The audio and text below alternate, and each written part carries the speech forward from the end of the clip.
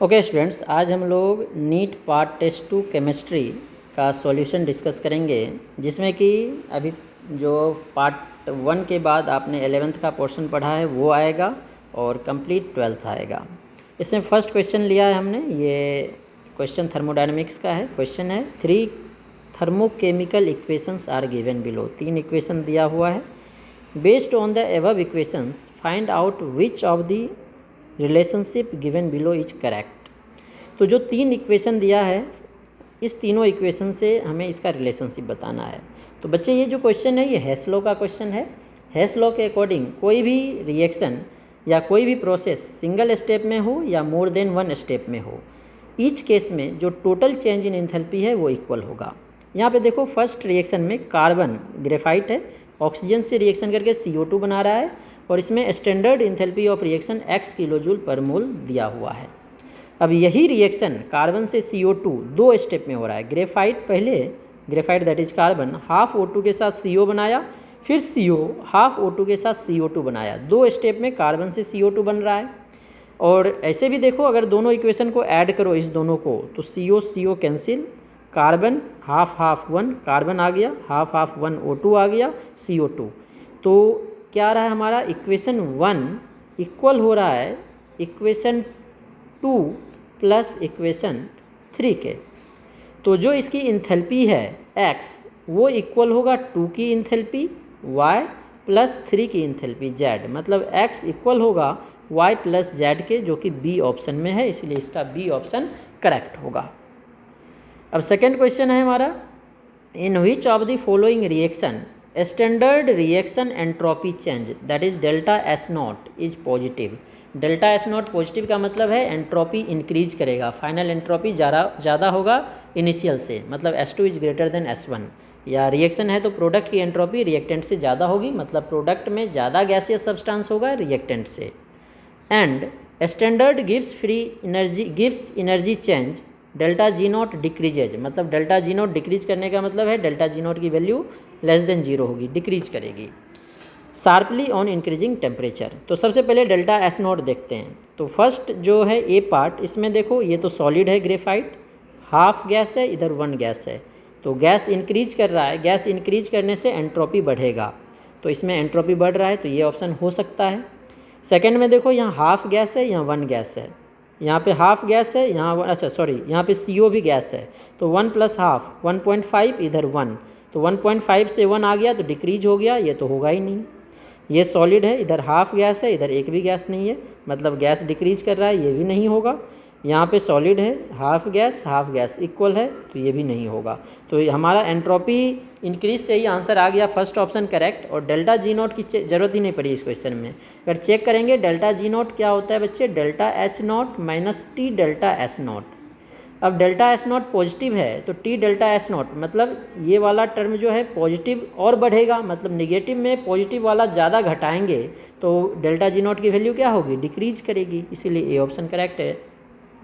अब third question है हमारा, ये हमारा इक्विलिब्रियम चैप्टर का है। क्वेश्चन है मैच लिस्ट 1, जिसमें इक्वेशन दिया हुआ है, विथ लिस्ट 2, जिसमें टाइप ऑफ प्रोसेस दिया है, एंड सेलेक्ट करेक्ट ऑप्शन।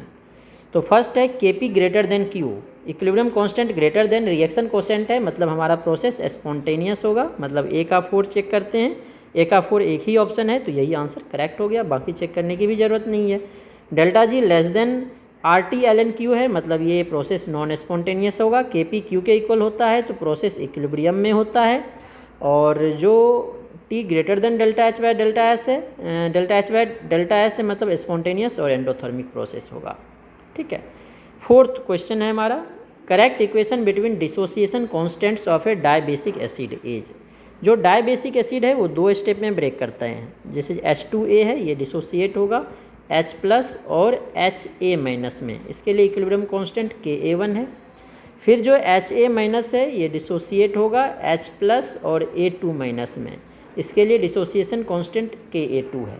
तो जब भी वीक डाइबेसिक एसिड होता है तो इस केस में Ka1 की वैल्यू हमेशा Ka2 से ज़्यादा होती है, तो Ka1 ग्रेटर देन Ka2, जो कि ऑप्शन बी है, इसीलिए इसका बी ऑप्शन करेक्ट होगा। ठीक है। अब नेक्स्ट जो क्वेश्चन है ये 12th का क्वेश्चन है, सॉलिड स्टेट का। Formula of nickel oxide with metal deficiency defect, metal deficiency defect की बात कर रहा है, in its crystal is Ni 0.98O, Ni 0.98O दिया हुआ है। Crystal contains Ni2 plus and Ni3 plus ions, the fraction of nickel existing as Ni2 plus ions in the crystal is, Ni2 plus का fraction हमें बताना है कितना होगा। ठीक है, तो सबसे पहले इसमें Ni2 प्लस 3 प्लस दोनों है, तो मान लेते हैं Ni2 प्लस x है, तो Ni3 प्लस कितना होगा हमारे पास 0.98 माइनस एक्स। अब देखो ऑक्सीजन पे चार्ज -2 है, तो इस पे टोटल चार्ज क्या होगा +2। अब Ni2 प्लस उसमें x है, तो टोटल चार्ज Ni2 प्लस का क्या हो गया 2x plus 2 into x, plus Ni3 plus का चार्ज +3 है इंटू 0.98 माइनस एक्स, ये इक्वल होगा टोटल चार्ज +2 के। तो सॉल्व करते हैं, 2x प्लस 8 या 24 9 या 27 2 29, 2.94 minus x 3 into x 3x equals to +2। तो क्या हो गया 2x minus 3x minus x equals to +2 minus 2.94, उधर जाएगा तो माइनस होगा, तो माइनस 0.94, तो माइनस माइनस कैंसिल हो जाएगा, यहाँ से x की वैल्यू 0.94 आ गया। और 0.94 क्या है Ni2 प्लस, हमें निकालना भी है Ni2 प्लस का ही फ्रैक्शन, तो Ni2 प्लस का फ्रैक्शन हमें निकालना है, तो Ni2 प्लस कितना है 0.94 अपॉन टोटल कितना है 0.98, तो इसको सॉल्व करोगे तो 0.96 आएगा, जो कि हमारा ऑप्शन ए है, तो इसीलिए इसका ऑप्शन ए करेक्ट होगा। नेक्स्ट जो क्वेश्चन है सॉल्यूशन चैप्टर का क्वेश्चन है हमारा, तो क्वेश्चन है हमारा relative lowering of the vapor pressure, relative lowering in vapor pressure is equal to the ratio between the number of, relative lowering in vapor pressure होता है delta P upon PA0 equals to XB, mole fraction of solute. तो solute molecules to the solvent molecules नहीं, solute molecules to the total molecules in the solution, सही है। XB क्या होगा mole of solute upon total number of moles, मतलब solute के total particles upon solute plus solvent के particle, total particles in solution, तो B option इसका correct होगा। क्वेश्चन नंबर 7 जो है ये हमारा इलेक्ट्रोकेमिस्ट्री का क्वेश्चन है। अब इस क्वेश्चन को हम लोग देखते हैं। क्वेश्चन है हमारा equivalent conductance of Ba2 plus and Cl minus ions are 127 and 76 ohm inverse centimetre inverse per gram equivalent respectively, equivalent conductance of BaCl2। बच्चे मोलर कंडक्टेंस होता है तो सारे आयंस के मोलर कंडक्टेंस को ऐड कर देते हैं, लेकिन अगर इक्विवेलेंट कंडक्टेंस हमें पूछा गया है तो इक्विवेलेंट कंडक्टेंस में हम लोग क्या करते हैं, जो उसका पार्टिकल्स होता है उससे डिवाइड करते हैं, इसे मल्टीप्लाई। जब मोलर कंडक्टेंस होगा तो क्या करते हैं molar conductivity of Ba2 plus 2 into molar conductivity of Cl minus, ये करते हैं। लेकिन इक्विवेलेंट कंडक्टिविटी में क्या करते हैं हम लोग, उससे मल्टीप्लाई नहीं करते हैं, क्योंकि इक्विवेलेंट कंडक्टिविटी जो है डायरेक्ट ऐड होता है और उसे n फैक्टर से हमें डिवाइड करना पड़ेगा। तो बेरियम पे चार्ज क्या होगा, इसको क्या लिखेंगे हम लोग 1/, बेरियम पे चार्ज 2 होता है, तो molar equivalent conductivity of Ba2 plus ion, plus chlorine पे 1 होता है, तो 1/1 into equivalent conductivity of Cl minus ion, तो 1/2। बेरियम का कितना है बच्चे, बेरियम का 127 प्लस 1/1 तो 1 ही हो जाएगा इंटू 76, तो ये आ जाएगा 1/2 से करेंगे, 2 6 12 2 3 6 2 5 63.5 प्लस 76, तो 0.5 6 प्लस 3 9 7 प्लस 6 139.5, 139.5 ए ऑप्शन है, इसलिए इसका ए ऑप्शन करेक्ट होगा। नेक्स्ट क्वेश्चन नंबर 8 है, ये जो है क्वेश्चन हमारा mechanism of hypothetical reaction x2 plus y2 2xy is given below, दिया हुआ है मैकेनिज्म 3 स्टेप में, और ओवरऑल ऑर्डर निकालना है, मतलब ये केमिकल काइनेटिक्स का क्वेश्चन है हमारा। तो जो हमारा इक्वेशन है इसके लिए जो रेट लॉ एक्सप्रेशन लिखेंगे हम लोग, ये क्या होगा R इक्वल्स टू के x2 का पावर अल्फ़ा और y2 का पावर बीटा, और अल्फ़ा और बीटा की वैल्यू निकालेंगे और alpha plus beta order of reaction हो जाएगा। और अगर तीनों स्टेप से RLE निकालें तो स्लोएस्ट स्टेप पे रेट डिपेंड करता है, तो R इक्वल्स टू क्या होगा के डैश मान लेते हैं या K1 मान लेते हैं, K1 ही मान लेते हैं हम लोग, K1 into x into y2, यही हो जाएगा। तो y2 तो आ गया, अब हमें x को x2 के टर्म में कन्वर्ट करना है, तो x को x2 के टर्म में कौन कन्वर्ट करेगा, ये रिएक्शन जो कि फास्ट है, तो इसके लिए के डबल डैश मान लेते हैं। के डबल डैश क्या होगा, प्रोडक्ट में 2x है तो x का पावर 2 अपॉन x2, तो हमें एक्स स्क्वायर की वैल्यू क्या आ जाएगी, एक्स स्क्वायर की वैल्यू आ जाएगी क्रॉस मल्टीप्लिकेशन से के डबल डैश x2, तो x की वैल्यू यहाँ से क्या आ जाएगी हमें स्क्वायर रूट के डबल डैश x2। ठीक है, तो k1 ये के डबल डैश का रूट होगा, x2 का पावर 1/2 कर देते हैं इंटू y2। तो देखो x2 भी आ गया, y2 भी आ गया, y2 का पावर कुछ नहीं है 1 है, सॉरी y2 का 2 लिख दिया हमने, ये 1/2 और 1 कुछ नहीं है तो 1, तो ऑर्डर ऑफ रिएक्शन दोनों को ऐड कर दो, 1/2 plus 1 3/2 that is 1.5। 1.5 option C है, इसीलिए इसका सी ऑप्शन करेक्ट होगा। तो इसका सी ऑप्शन हो गया। अब नेक्स्ट क्वेश्चन नंबर 9 देखते हैं। ये जो है हमारा सरफेस केमिस्ट्री का क्वेश्चन है, क्वेश्चन नंबर 9। इसमें बोला गया है when a few typical solutes are separated by particular selective membrane such as protein particles blood corpuscles this process is called dialysis. तो डायलिसिस सी ऑप्शन करेक्ट होगा। Question number 10 है metal oxide which can not be reduce to metal by carbon as, जिसकी reactivity ज़्यादा होगी वो carbon reduction से reduce नहीं होता है, और सबसे ज़्यादा रिएक्टिव इसमें कौन है, एल्यूमिनियम, इसीलिए इसका हम लोग इलेक्ट्रोलाइटिक रिडक्शन करते हैं, कार्बन रिडक्शन नहीं करते हैं, तो ऑप्शन ए करेक्ट होगा। ठीक है, नेक्स्ट जो क्वेश्चन है question number 11, which of the following is used in the preparation of chlorine, मतलब पी ब्लॉक का क्वेश्चन है ये। तो जो ऑप्शन है इसमें KMnO4 MnO2, आगे भी KMnO4 और MnO2 है, तो दोनों से हम लोग क्लोरीन बना सकते हैं, ए ऑप्शन करेक्ट होगा। कैसे, जो हमारा MnO2 है अगर हम लोग इसका रिएक्शन HCl से करें तो MnO2 MnCl2 में कन्वर्ट हो जाता है, इसके साथ H2O और क्लोरीन गैस देता है, बैलेंस करोगे तो ये 4 होगा, 2H2O प्लस क्लोरीन 2 क्लोरीन। और अगर KMnO4 से बनाएंगे तो KMnO4 भी HCl के साथ K जो है KCl बना लेगा, Mn जो है MnCl2 बना लेगा, हाइड्रोजन वाटर बनाएगा और क्लोरीन गैस देगा। KMnO4 और MnO2 दोनों ऑक्सीडाइजिंग एजेंट है जो HCl को क्लोरीन में ऑक्सीडाइज कर देगा, इसलिए हम लोग दोनों से क्लोरीन बना सकते हैं। नेक्स्ट क्वेश्चन नंबर 12 है, ये डी एंड एफ ब्लॉक का क्वेश्चन है। Magnetic moment 2.84 Bohr magnetron is given by 2.84। Magnetic moment का फॉर्मूला होता है square root n into n plus 2। ये 2.84 है, मतलब n की वैल्यू निकालना है, दोनों साइड स्क्वायर कर दो, n इंटू n प्लस 2 की वैल्यू क्या होगी 2.84 का स्क्वायर। तो देखो जो 9 का रूट होता था वो 3 होता था, ये 3 से थोड़ा कम है, मतलब 8 का रूट होगा, तो स्क्वायर अगर करके भी देखो तो ये तो ऑलमोस्ट 8 ही आएगा, तो ये 8 आया, मतलब 2 इंटू 2 प्लस 2 4, तो n की वैल्यू 2 आ गई। तो देखना पड़ेगा किसमें 2 अनपेयर्ड इलेक्ट्रॉन है, हमें सबको चेक करना पड़ेगा। तो क्रोमियम देखते हैं, क्रोमियम का कन्फिग्रेशन होता है 3d5 4s1, 2 अनपेयर्ड इलेक्ट्रॉन निकालेंगे, एक इससे 3d4, 4 अनपेयर्ड इलेक्ट्रॉन होगा, नहीं हुआ। कोबाल्ट का होता है, देखो एटॉमिक नंबर भी दिया है 27, तो क्या होगा 3d7 4s2, तो 3d7 4s2 2 निकालेंगे 3d7 का मतलब क्या हो गया, डी में 2 3 4 5 1 2 3 4 5 6 7 3 अनपेयर्ड इलेक्ट्रॉन, ये भी नहीं होगा।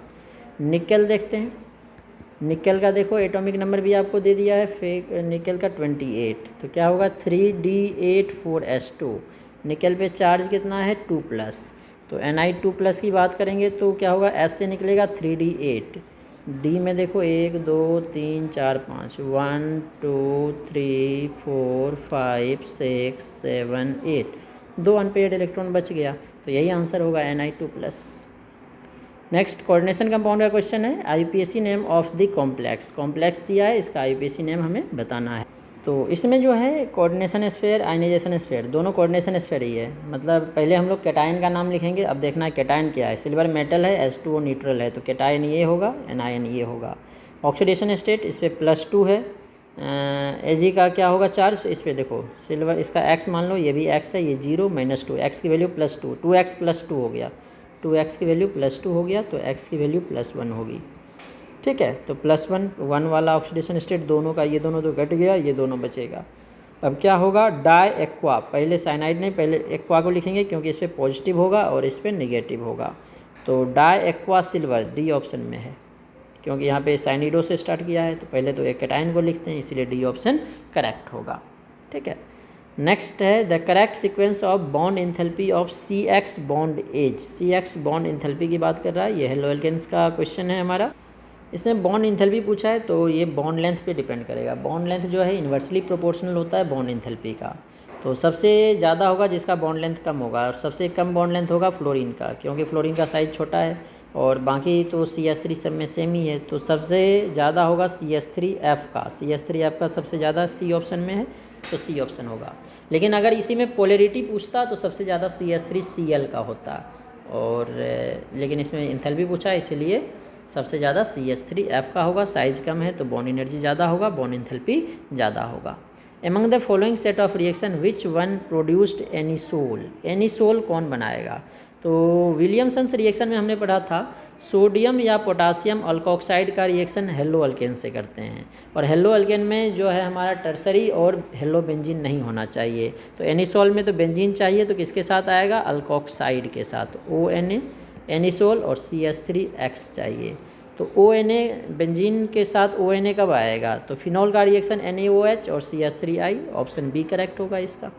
ठीक है, नेक्स्ट दो जो है हमारा क्वेश्चन नंबर 16 है। ये क्वेश्चन में दिया है predict the products in the given reaction. Aldehyde है, Cl है, 50% KOH। तो ये जो है बच्चे कैनिजारो रिएक्शन देगा, जिसमें क्लोरीन का कोई फ़र्क नहीं पड़ेगा, इसका ऑक्सीडेशन और रिडक्शन दोनों होगा। एक कार्बोक्जिलिक एसिड का सॉल्ट बनेगा, एक अल्कोहल बनेगा। तो कार्बोक्जिल मेटा पोजिशन पे Cl रहेगा, कार्बोक्जिलिक एसिड का सॉल्ट और अल्कोहल, ये वाला ऑप्शन आपको चेक करना है किस में है, कार्बोक्जिलिक एसिड का सॉल्ट और अल्कोहल।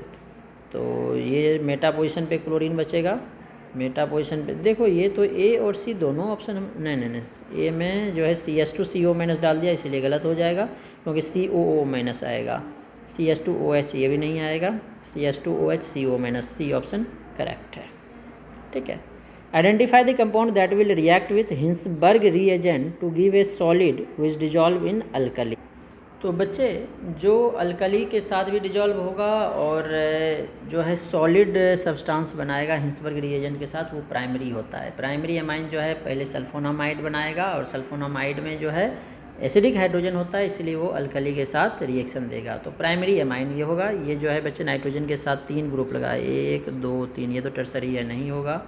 ये NO2 तो होगा ही नहीं, ये सेकेंडरी नहीं होगा, ये प्राइमरी है, इसलिए इसका डी ऑप्शन करेक्ट होगा। नेक्स्ट क्वेश्चन नंबर 18 हमारा, which one given below is a non reducing sugar. Non reducing sugar की बात कर रहे हैं बच्चे। जो मोनोसेक्राइड है ये तो हमारा रिड्यूसिंग ही होता है, तो ग्लूकोज मोनोसेक्राइड है, ये तो होगा नहीं। और सुक्रोज जो है बच्चे नॉन रिड्यूसिंग होगा, क्योंकि इसमें जो एल्डिहाइडिक ग्रुप है ये फ्री नहीं होते हैं, आपस में जुड़े हुए होते हैं। डाइसेक्राइड में सुक्रोज नॉन रिड्यूसिंग होता है, और मैक्सिमम डाइसेक्राइड जो है रिड्यूसिंग होता है, सुक्रोज नॉन रिड्यूसिंग होगा। नेक्स्ट क्वेश्चन नंबर 19 है, which is the monomer of neoprene in the following. तो नियोप्रिन का मोनोमर क्लोरोप्रिन होता है, क्लोरोप्रिन ऑप्शन ए है, इसलिए इसका ऑप्शन ए करेक्ट होगा। अब नेक्स्ट क्वेश्चन नंबर 20 है, लास्ट क्वेश्चन है हमारा, Dettol is the mixture of. Dettol बच्चे, डिटोल मिक्सचर होता है क्लोरोजाइलिनोल एंड अल्फ़ा टर्पाइनोल के।